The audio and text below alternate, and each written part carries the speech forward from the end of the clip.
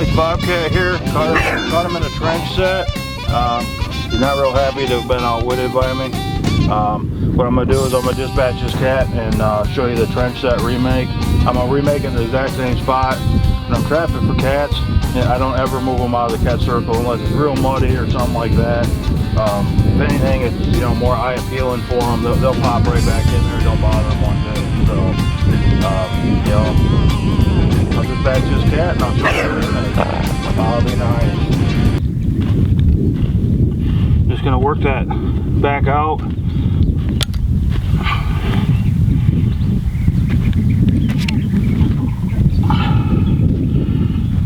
But making them for coyotes, I make them different than I am for cats a lot of times, or gray fox. What I'm doing is I'm gonna make it wide in the mouth for my trap and then narrow it up in the back.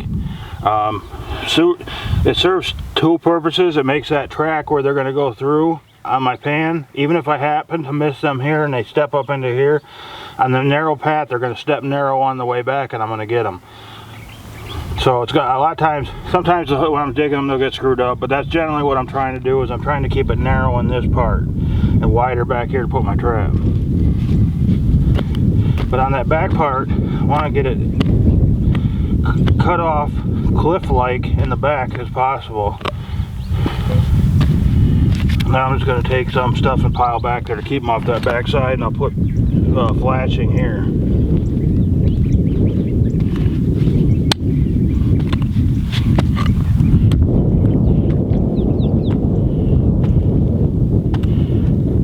That wet clay is always a lot of fun to work with.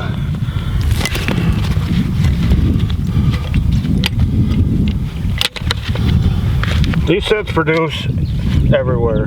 Everywhere I've trapped, these trench sets work good for cats, but you gotta give them, they got lots of eye appeal if you set them up right. They also, putting feathers down in there. I mean, this is a good set. There's the gap. I'm gonna put my 3/4 of my pan in the middle of that gap, approximately. Something like that, just line it up. I don't want them to step on this edge of the trap, the dog side.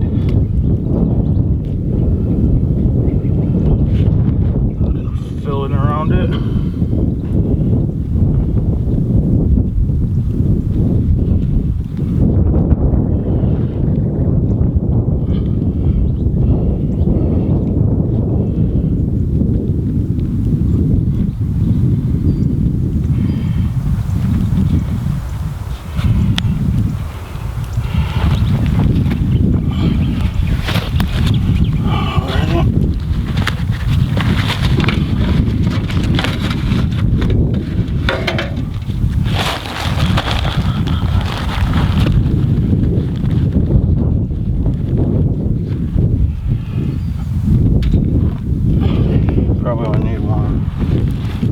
One trap, one pan cover. I know I'm picky, but that's just the way I am.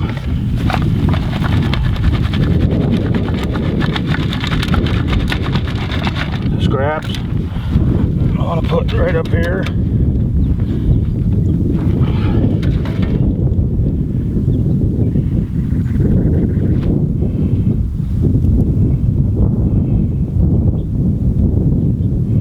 Find my pan.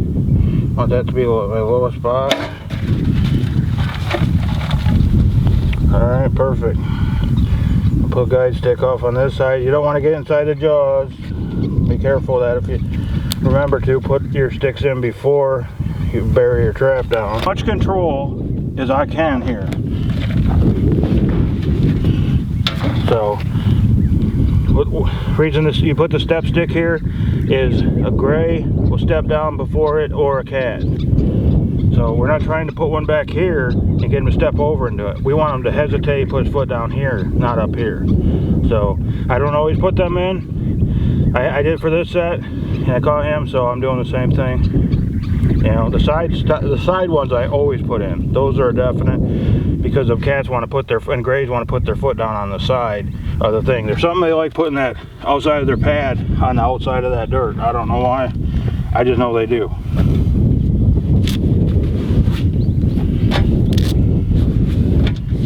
I'll get that hole right back in there. like putting it straight in if I can, slight angle. So when it rains, the rain don't run down into my hole.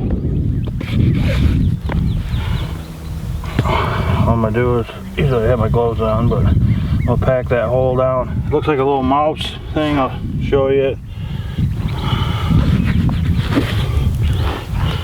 Put some bait in there.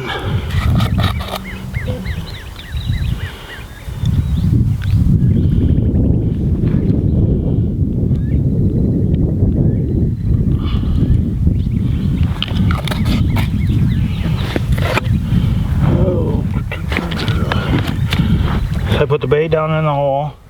I'm gonna take a little red gland and put right up here. Just like one drop. Or 2 drops, I guess. A little bit more isn't gonna hurt. I'm gonna take some feathers. I'm gonna take these feathers and kind of get them around in that hole there. I want to keep everything back in here. I want them to come through here. I don't want them mowing around all over the place. I want them right here. Keep control of your set. Where you're in your controlled spot there. That's all there is to it.